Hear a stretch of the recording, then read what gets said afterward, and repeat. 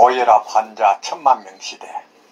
성인 3명 중 1명이 고혈압 환자라는 의료 현실에서 고혈압 약의 심각한 부작용에 대해 관가한 채 전문의의 처방에 의한 약이기에 괜찮을 것이라는 안이한 생각이 수많은 사람을 고통과 죽음으로 몰아가고 있습니다. 여러분 안녕하십니까? 웰빙 100세 시대 시사 거자 자격으로 NK셰프라는 몸속 100명의 의사를 활용한 건강한 삶을 위한 방법을 많은 이웃과 나누고자 하는 아름답고 행복한 더불어 사는 사회를 만들어가는 소엽선생의 웰빙 생활 건강 TV입니다. 오른쪽 빨간색 구독 버튼과 알림 설정 그리고 왼쪽의 엄지척 좋아요 버튼을 눌러주시는 것은 웰빙 100세 시대 건강 컨텐츠 제작에 커다란 힘이 될 것이며 이는 자원봉사입니다. 제 영상 시청과 구독은 언제나 무료입니다. 오늘은 건강한 삶을 위한 혈압과 맥압에 대한 올바른 이해라는 주제로 말씀드리겠습니다. 혈압은 최고 혈압 수축기와 최저 혈압 이완기 두 개의 숫자로 표시합니다. 현대사회에서는 120 이상이면 고혈압 환자로 약을 먹게끔 합니다.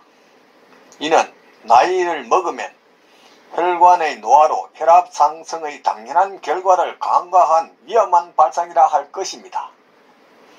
이보다 더 중요한 것은 맥압입니다.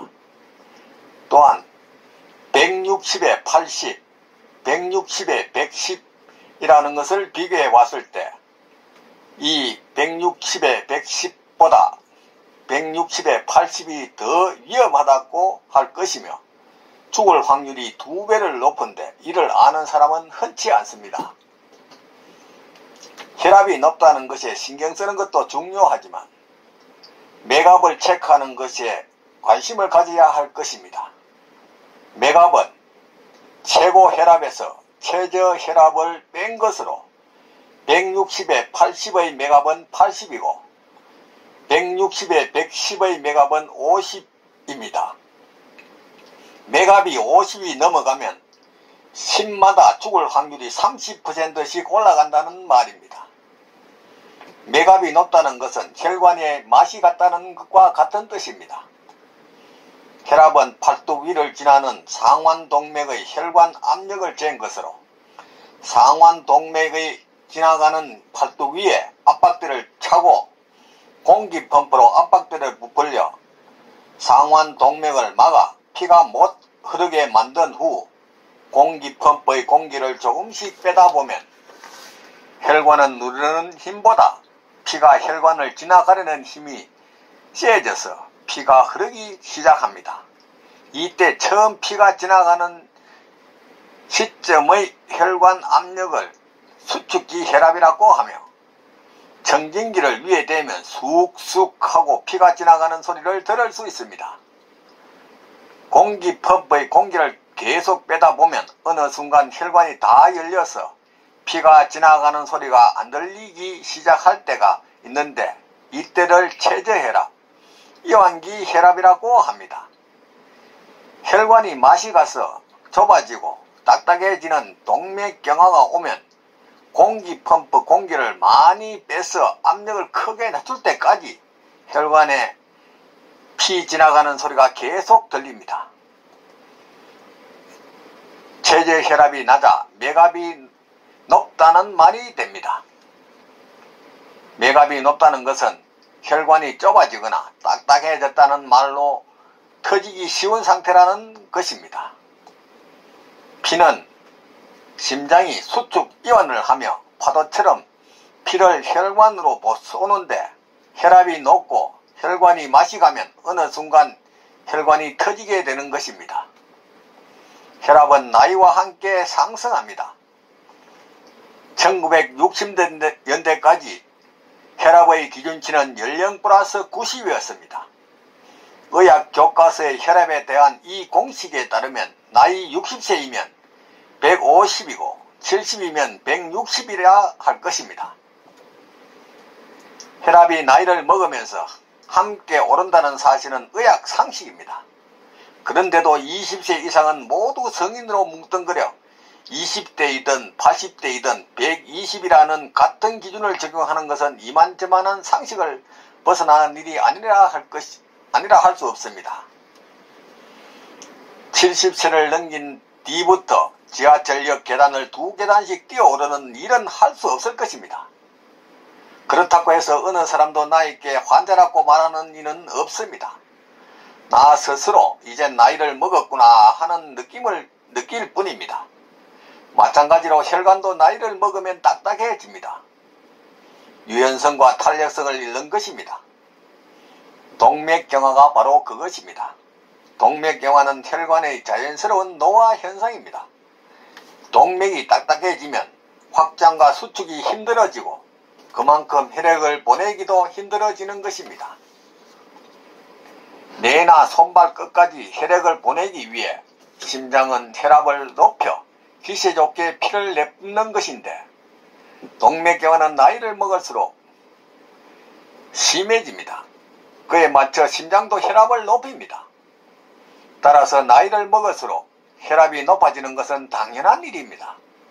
그런데 이 같은 자연현상을 약으로 낮춘다면 뇌나 손발 끝까지 피가 돌지 않아 멍해지거나 현기증을 일으키는 것은 당연하다고 할 것입니다. 극단적으로 낮춘 혈압 기준 130은 아무리 생각해도 지나치게 내렸다는 판단입니다. 이는 엄청난 수의 건강한 사람까지 고혈압증 환자로 만들어 약을 먹게 하기 위한 의료계의 집단 이기주의의 산물이라 할 것입니다. 인간의 생명을 지키기 위해 존재하는 것이 의료계가 아니라 자신들의 이익을 위해 의학 정보를 왜곡하고 있는데도 돈의 노예가 된 책임있는 자들의 침묵으로 수많은 사람은 의사들의 말은 진실이고 올바른 정보인 양 맹목적으로 받아들이고 따르고 있습니다.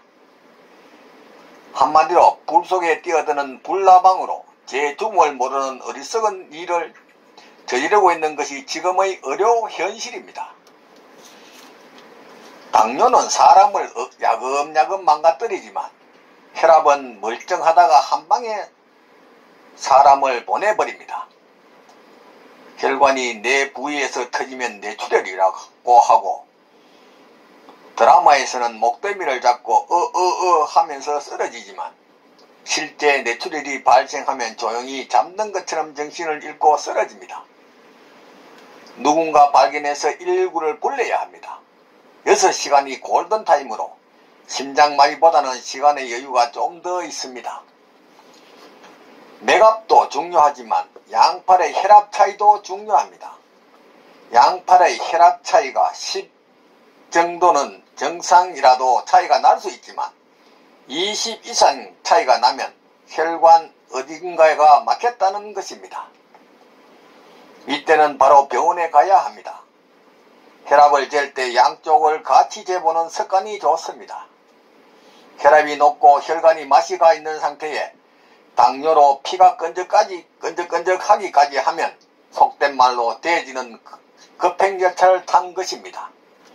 보통 3가지는 같이 오며 여기에 비만을 붙여서 대사증후군이라고 합니다. 고혈압 환자에게 아침 운동은 극약입니다. 밤새 수분이 빠져 피는 끈적끈적해 있는데 운동을 한다고 피를 세게 돌리면 혈관이 터지거나 막히거나 해서 대해진다고 하는 것입니다. 아침 운동을 해야 한다면 충분히 물을 마셔 피에 물타기를 해주고 체조등으로 몸을 천천히 가동하는 것이 필요합니다. 일주일에 2번 정도 아침 점심을 굶어 공복을 가지는 간헐적 단식과 걸으면서 이야기를 할 수 있는 정도의 가벼운 걷기를 주 3회 30분 정도 해주는 것이 건강에는 아주 좋은 습관이라 할 것입니다. 오늘은 건강한 삶을 위한 혈압과 맥압의 올바른 이해라는 주제로 말씀드렸습니다. 삶에 쫓겨 방치하다시피 한 몸 병이 와서 소문난 병원이나 유명한 의사가 병을 고쳐줄 것이라고 방황하지 말고 미리 내 몸 안에 100명의 의사를 활용한 자연치유력으로 천하보다 소중한 내 생명 건강을 지키시기 바랍니다. 부모, 형제나 친구, 심지어 의사 등 그 누구도 대신 아파주거나 책임져 주지 않습니다. 전문이라는 라이센스의 소금자 논에 속지 말고 저 넓은 바다가 썩지 않는 이유가 3%의 소금과 파도 때문이듯이 질 좋은 소금 섭취와 걷기 운동 그리고 하늘이 내린 최고이자 마지막 선물인 천연 미네랄 수용성 규소 활용을 통해 혈관을 강화시키고 혈액을 정화하여 면역력을 높여 구독자님은 늘 건강과 기쁨이 넘치기를 바랍니다.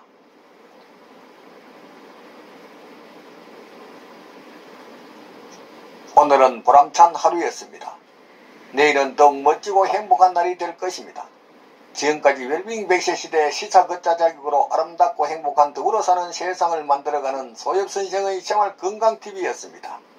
많은 시청과 이웃에게 권하는 관심과 응원을 부탁드립니다. 감사합니다.